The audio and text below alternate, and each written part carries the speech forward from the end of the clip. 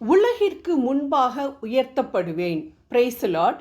பின்னும் பார்வோன் யோசேப்பை நோக்கி, பார், எகிப்து தேசம் முழுமைக்கும் உன்னை அதிகாரியாக்கினேன் என்று சொல்லி தன் கையில் போட்டிருந்த தன் முத்திரை மோதிரத்தை கழற்றி அதை யோசேப்பின் கையிலே போட்டு மெல்லிய வஸ்திரங்களை அவனுக்கு உடுத்தி எகிப்து தேசம் முழுமைக்கும் அவனை அதிகாரியாக்கினான் என்று நாம் ஆதியாகமம் தொடக்க நூல் 41 முதல் 43 வரைக்கும் நாம் பார்க்கின்றோம். இதில் நாம் கவனிக்க வேண்டிய முக்கியமான காரியம் ஒன்று உண்டு. அதாவது, எகிப்தினுடைய ராஜா யோசேப்பு தன் கனவின் அர்த்தத்தை மிகவும் அருமையாக அவன் விவரித்தபடினால கடவுள் அவனோடு இருக்கிறார் அப்படின்றத அறிஞ்சு அவனை எகிப்து நாட்டிற்கே அதிபதியாக நியமிக்கிறார். அப்பொழுது அவனுக்கு மெல்லிய உடையை அணிவித்து அவனை கௌரவப்படுத்தினான் அவர்களது நாட்டு வழக்கத்தின்படி. இந்த மெல்லிய உடை, அதாவது பட்டு ஆடை தான் நாம் கவனிக்க வேண்டிய விஷயம் அன்பானவர்களே. ஏனென்றால் நாம் இதே தொடக்க நூல் ஆதியாகமம் 37 அதிகாரத்தில் 23 வசனத்தில் யோசேப்பிடம் காணப்பட்ட அந்த கனவு காணக்கூடிய திறமையை குறித்ததான பொறாமையினால் அவர்களின் தகப்பன் யோசேப்பிற்கு பாசத்துடன் அணிவித்திருந்த அழகு வேலைப்பாடுகள் நிறைந்த அங்கியை உரிந்துவிட்டு அவனை ஆழ்குழியில் தூக்கி போட்டார்கள் அவனுடைய சகோதரர்கள் என நாம் வாசிக்கின்றோம். இதே போல்தான் அன்பானவர்களே, நம்மையும் நம்முடைய உறவுகள் எல்லாம் படுகுழியில் தள்ளி இருக்கலாம். யோசேப்பின் உடையை உரிந்து விட்டது மாதிரி நமது உரிமையையும் உரிந்து விட்டிருக்கலாம். நமக்கு சேர வேண்டியவைகளை நம்மிடமிருந்து சட்டையை கலட்டுவது போல, குப்பையை அகற்றுவது போல நம்மிடமிருந்து அகற்றி இருக்கலாம்.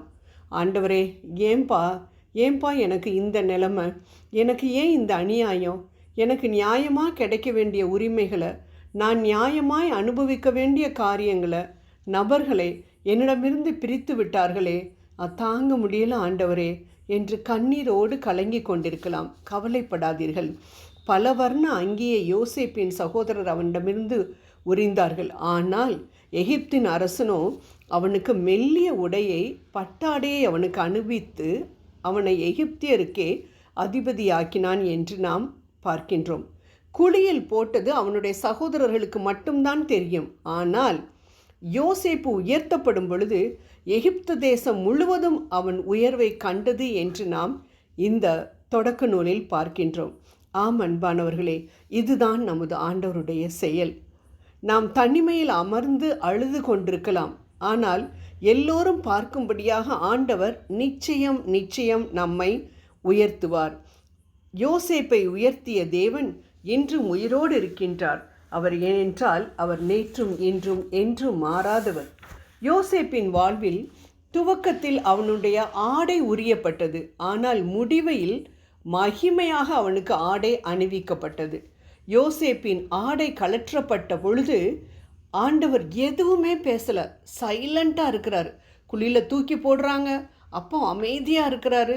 அந்த சகோதரர்கள்ட்ட எதுவுமே கேட்கவே இல்லை. ஏன் தூக்கி போடுறீங்க, அவன் என்னுடைய பிள்ளை, நான் தான் அவனுக்கு அந்த திறமையெல்லாம் கொடுத்தேன்னு எதுவுமே சொல்லவே கிடையாது. அமைதியாக இருந்தார்.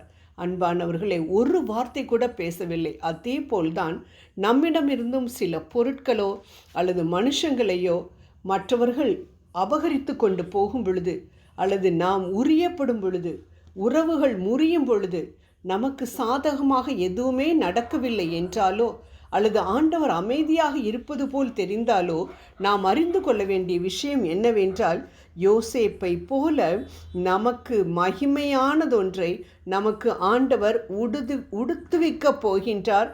அதற்காக அவர் தயார் பண்ணி கொண்டிருக்கிறார் என்று தான் நாம் நினைக்க வேண்டும்.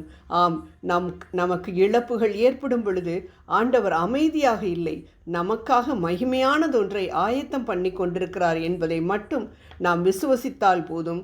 நிச்சயம் நாம் இழந்ததை விட அதிக மேன்மையானதொன்றை, பல மடங்கு மதிப்புள்ள ஒன்றை நமக்கு ஆண்டவர் தரப்போகிறார் என்று விசுவசித்து அதற்கு நன்றி கூறுவோம்.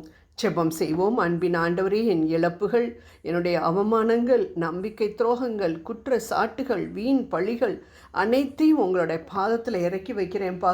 4 சுவர்களுக்குள் நான் அழுத அழுகையை நீர் பார்த்து கொண்டிருந்தீரே ராஜா. அதனால் நிச்சயம் நீர் எனக்கு மகிழ்ச்சியை கொடுப்பீர், என் கண்ணீரை துடைப்பீர் என்று நம்புகிறேன்.